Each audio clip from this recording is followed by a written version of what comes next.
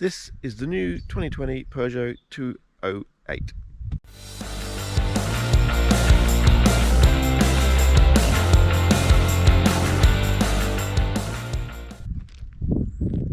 And isn't it beautiful?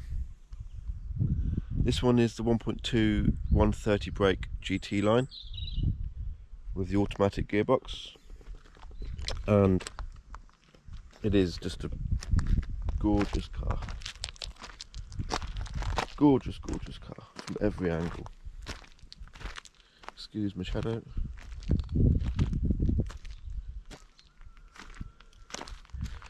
So on the back we've got the 3 claw lights there. Central rear fog light, pretend diffuser, which obviously doesn't do anything. You can tell what model it is with this one. This is the only vehicle with the twin exhaust pipes. This is the automatic 130 GT line. The manual version only has single exhaust. So if you see a twin exhaust like that, it's the automatic GT line, as you can see. Excuse it while it locks and unlocks itself. I'll show you that in a second. Dark windows, privacy glass, black spoiler, black roof, lava yellow, which I think is the best colour for it, and it's the only colour that's free, believe it or not. But yeah, I think by far the best colour for it. On the front, again, stunning to look at. The 3 claw lights, and then you've got the fang coming down the bumper there. Daytime running lights, all 4 of those daytime running lights. Bit disappointed that isn't the indicator. The indicator is, I think, that one, that thin one there. Not the daytime running light, not that one. That one is a thin light there, which I think is the indicator. LED headlamps standard on the GT line as well, but yeah, the lesser models don't have the 3 claws up there. They have that, but they have just a normal headlight unit there. Love the grille. I love these spats on the grille, but when you wash it, they did half get caught up on that. When you sponge, with your sponge and your mop or whatever, they're very sharp. They do look good, but they're very sharp. Radar down the bottom there. I like the new front edge with the badge on the front. I'm liking that. We had the previous 208 to this one. That's my partner's car. She had that one for 6 years. Then this new one came out, and she fancied it. Alloy wheels, 17-inch.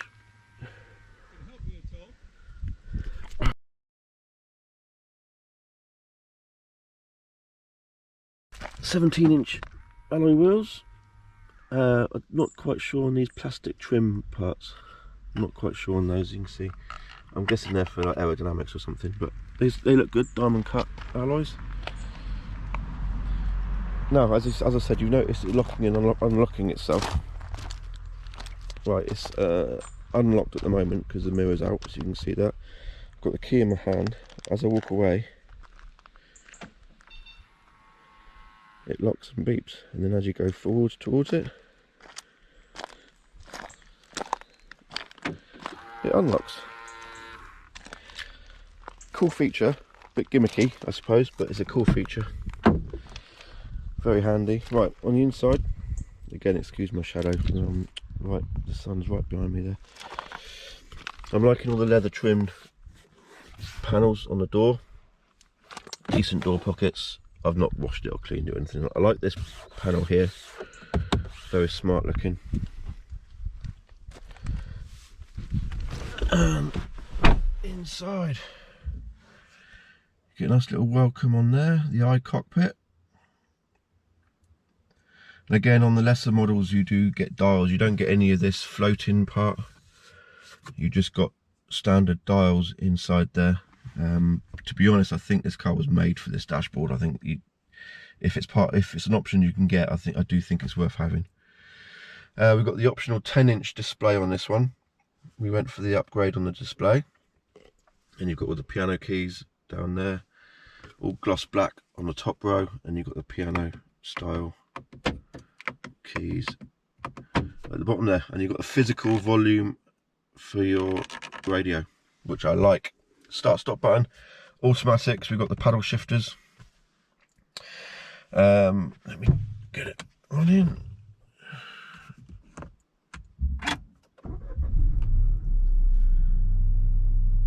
There we go. So you've got the iCockpit, so it's like a floating 3D design. You can actually, I don't know if you can see what it's doing now. I'm covering up, see the 0 miles per hour, you can actually cover that up because it's coming out from a display up, sorry, it's coming out from a display up underneath there, directing it down onto that screen, which is pretty cool. But I like the floating part. The indicators lights come up on the edges, same as on that side, and you've got obviously warning lights and things come up on there as well. There's a bigger display, all touch screen obviously, so touch screen to get into your climate settings and stuff like that, and then obviously you can use this panel down here as well. Navigation standard on this one with the 10-inch display, and it's TomTom, so we've never used it properly, but I'm guessing it's got all the traffic updates and all that sort of stuff on there. Steering wheel, we've got two volume and the audio buttons here. Voice control, does anybody ever actually use that? I don't know. On this side you've got your radio and telephone and that sort of thing on there, but this one here, if you rotate it, it changes the display. So personal, we've not set this up to be personal, so I don't know what that's going to come up with. Oh, your multifunction computer and stuff. Minimalist, so literally just, oh, that's actually not 3D either, that one. Don't know if you can see that, it's not floating, that one. Navigation speaks for itself, so you got your map come up in there and it's all floating again. Driving, picture of the car. Not quite sure on that one, and but I think it would be better if the display picture of the car was the same colour of the car you've got. But never mind, that's just me. And dials, which is what we generally have it on.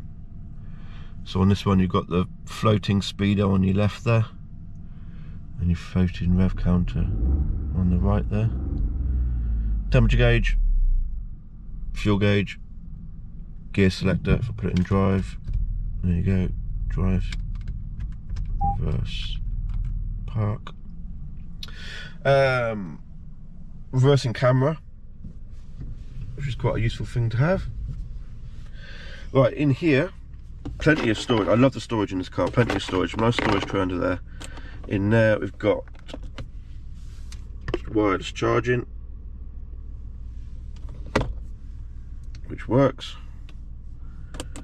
We've got a USB-C, standard USB on this side, 12-volt socket down there. In here, electronic handbrake, which we never pretty much never use that button. Drive mode selector, so you've got eco, normal, and sport. Cup holders, bottle holders. Not the greatest armrest in the world, but it's quite deep. It's nice and soft, not soft padded. And again, I like this. Not floating, what's it like, recessed panel. I like that, and I like the green stitching along there and where it goes into the door, angled nicely in. Strange steering wheel, sort of shaped like a 20p piece. So you've got angle, angle, angle, angle, angle, angle. Nice GT badge at the bottom, I like that. Yeah, I generally, with the paddle shifters, you generally drive like that anyway, but I do quite like driving like that. Gear selector, button on the side to select the gear, and then park on the top. Manual selection, you can put, when you're in drive, you can turn it into the manual gearbox for the paddle shifters. When you're in reverse, you've got the reversing camera, and it does record as you're going back. It records the ground that you're on and any obstacles that are on there, but it only does it when you're reversing back through it all. So obviously there's nothing there at the moment, but if I was to reverse back, this would rise up as you're going through it, and then you can see what's around you from there. Love the seats, the half leather seats with the panel going down through the middle again, green stitching everywhere. Nice comfortable seats. One drawback to be sitting here is this is my eye line. Okay, that I think, I don't know if it could be further up or slightly smaller, I'm not sure, but that doesn't have to get in your way. You keep ducking down. Every single junction you come to, you have to duck down to see underneath it, rather than, because that is in the way. I like the frameless part of it, but yeah, that does, it's quite a shallow windscreen, so that does get in your way quite a lot. Okay, in the back, it's not the biggest of spaces in the back. Again, you've got the nice padded leather panels on the doors. Very, very small door.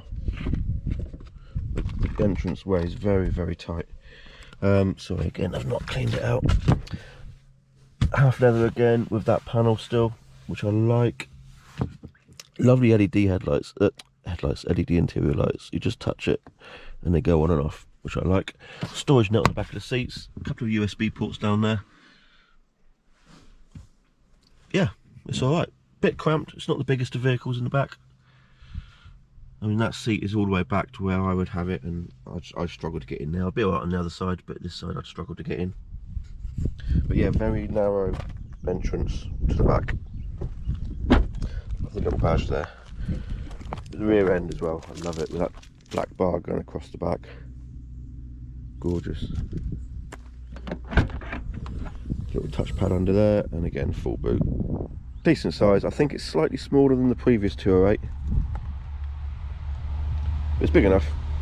Plenty big enough.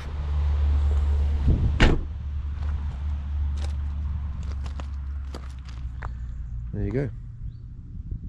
Should we try and go for a drive?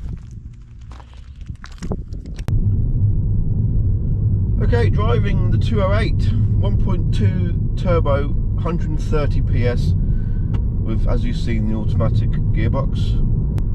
8-speed box on this. 8 gears in this little thing. It's nuts. I hope you can, it's not too bad on there. I've left my mounts at home, so hang on. Tractor.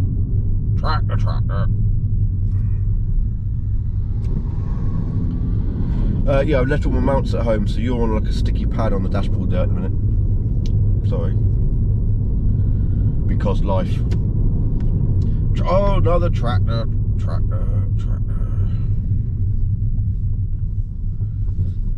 Cornish country lanes are handsome. It's very quiet in here. I don't know if you've noticed that. It's very quiet. I haven't got the aircon on at the moment, so I'm quite warm. Are you even level?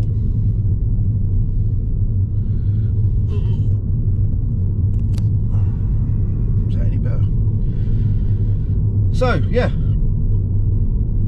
Lovely car to drive for such a small car.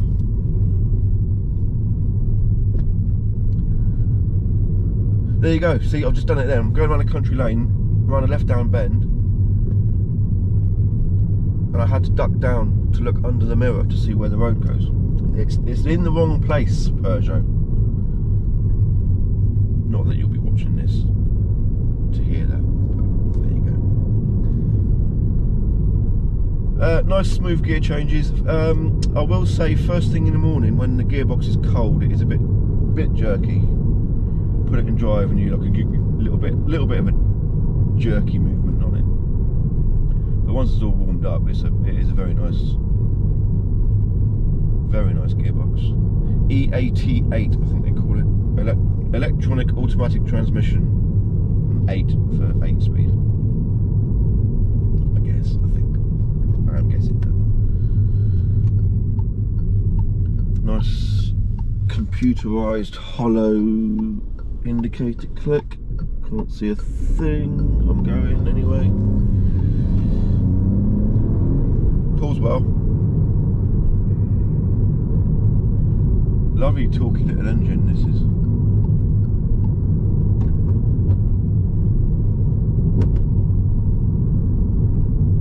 This feels to me like the old 205 GTI. I think that's as much praise as I could give this car. It feels good. I'm going to put it in sport mode so I get the better steering. Stiffens the steering up a bit. But yeah, this does feel like a 205 GTI. One of the best hot hatches ever made. I love this little thing, I love it. I'm not sure, I think sport mode actually does change the exhaust note slightly, I'm not sure. I know it obviously drops down the gear, so the gears drop back a little bit so your revs come up. But I do think there's a slight change in exhaust note. If anyone can confirm that below, I'd be interested to know, because I can't find any bumps on it. I've tried reading up on it, but I can't find any. There we go again. Look, I'm looking under the mirror. Right, that's annoying.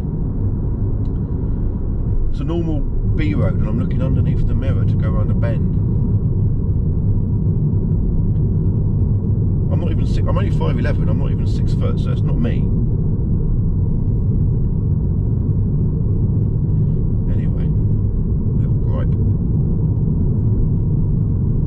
So I put it in manual mode. I don't need to do that, but I can put it in manual mode. And I've got the pedal shifters. But it won't let me go to second. Come on. It won't let me go to second. I mean, on 3,000 revs. Oh, there we go.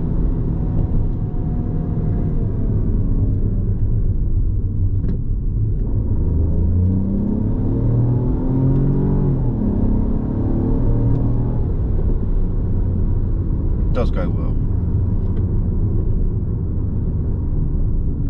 If you're looking for a modern cracking hot hatch, this is like, obviously apart from all the technology, I know there's a lot of technology in it, but this is old school hot hatchery. That's what this is. Small car, 130 brake horsepower, 1.2 litre turbo.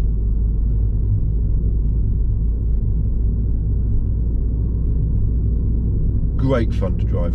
Handles like it's on rails, little roller skate, love it. Tiny little dinky little steering wheel. Little blip of the throttle when it changes down into second as well.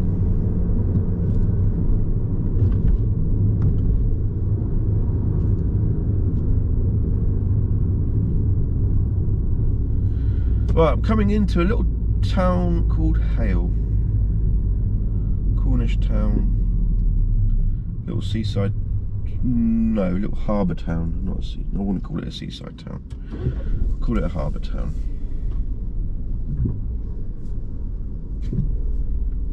Gorgeous day though, sun's out.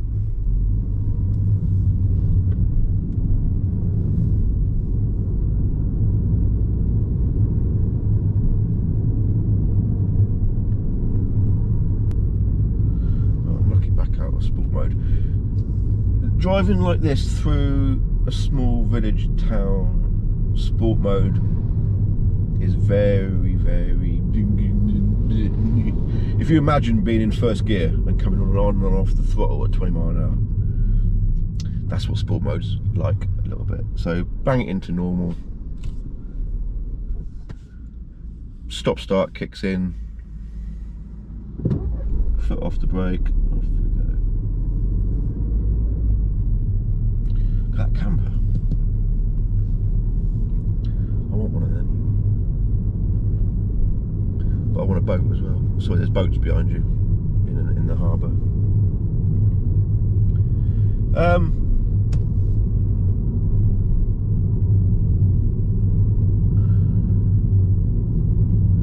Forgot what I was going to say.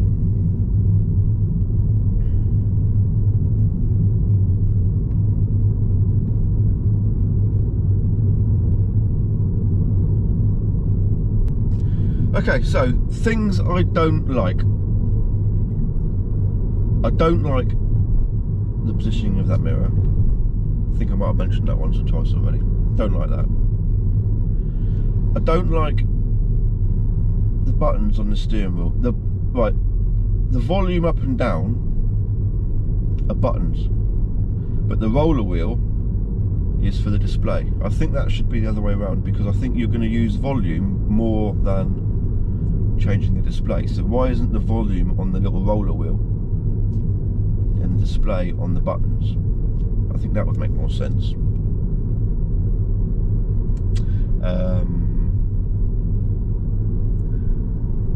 I don't like that the headlamps are either on or on auto. There's no off function for headlamps, so it's auto.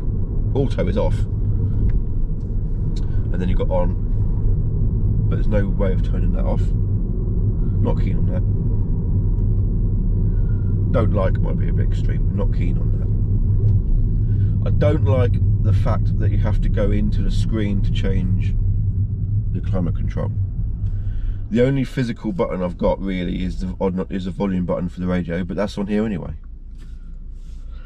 So why couldn't they have made that volume control, temperature control for the climate control, rather than pressing button? It's 2 buttons too many, I think. What else don't I like? What don't I like?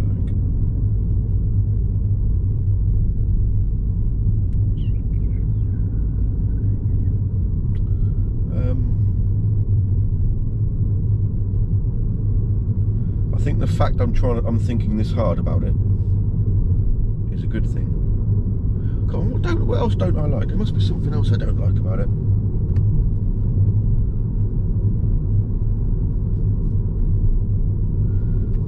No, I can't think of anything. The gloss black trim, the piano black trim looks nice, but I think that's going to be quite easily scratched.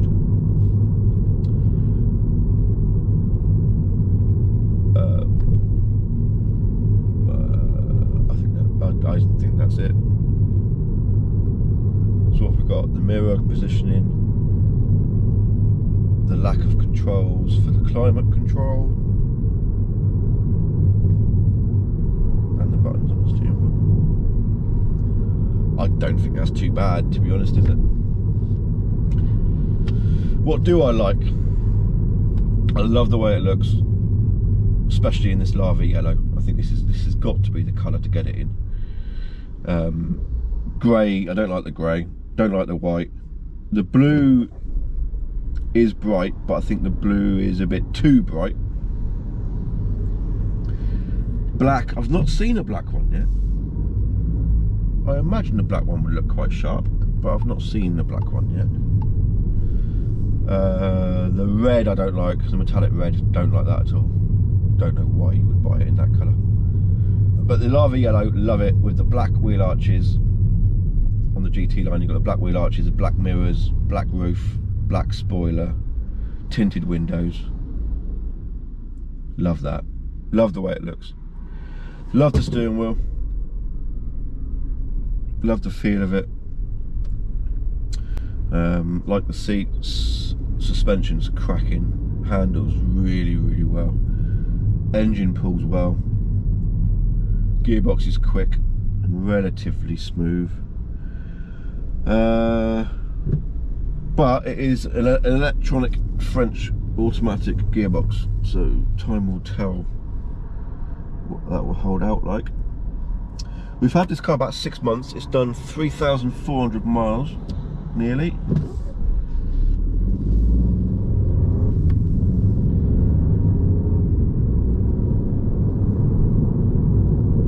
Let's go, go, go, go!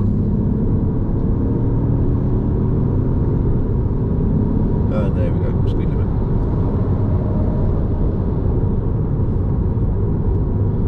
I like the look of the piano buttons there. I like that. Not the most practical things in the world, because you do have to take your eyes off the road to work out which button it is you're pressing. So that's not great. I like the wireless charging pad. I like the gear selector.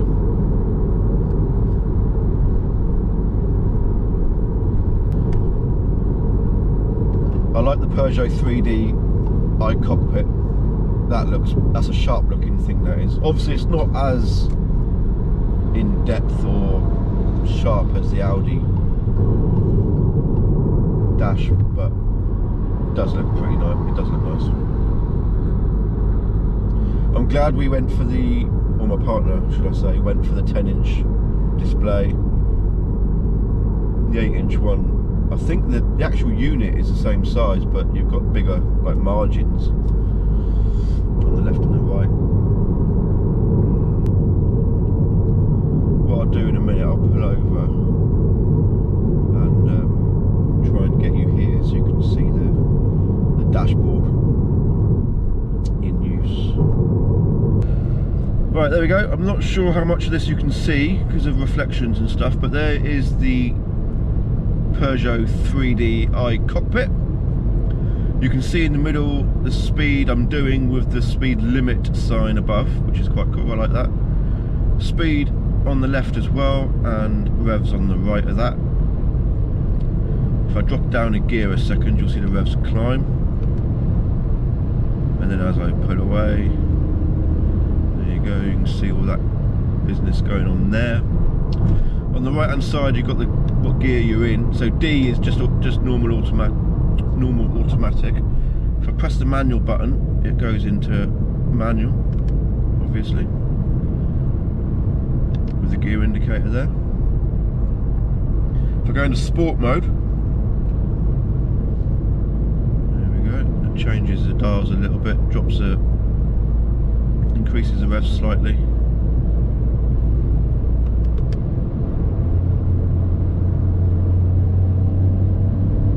It does pull well. It does pull extremely well. Back into normal. Like eco, forget that. Waste of time. That just basically just switches the engine off. Don't like eco. I hope you can see all that alright. And I hope you can see the floating 3D part of it in the middle. That's quite cool, that is. Right, so there we go. That is the 2020 Peugeot 208 GT line. I probably could have picked somewhere a bit better than this to do my final evaluation, but what are you going to do? Actually, look, can you hear that blower? Should I turn the blower down? Right, this is how you get into the thing. It's just too many buttons. Just have that as the, and yeah, and something else. That's too much. Anyway, yeah, as I was saying, I love this little car. I think if you're looking for a small city run around stroke hot hatch stroke fun super mini, personally I think this is the best car on the road at the moment. You're not going to get a better small car than this at the minute. This is the petrol one, obviously 1.2 turbo. They do the diesel, which I don't imagine they'll sell many of those, and they've got the new electric one as well, which I've driven, and that is also great fun. So if you're thinking about electric, again, I think this is probably the best way to go. I've got someone trying to come in. Oh my god, this is a busy old lay-by.